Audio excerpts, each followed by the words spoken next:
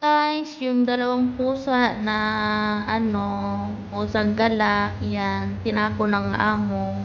Yan, gaganda, lalaki. Tinapon lang, tapos yan, pinapakain namin tuwing araw. Ngayon kasi Ramadan, kaya fasting din sila, mamaya pa sila kakain. Ang ganda niya, sobrang ganda.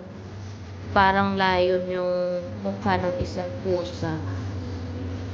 Maganda. Dito sila nagsistay kasi mainit sa labas, kaya dito sa may pintuan lang sila kasi malamig.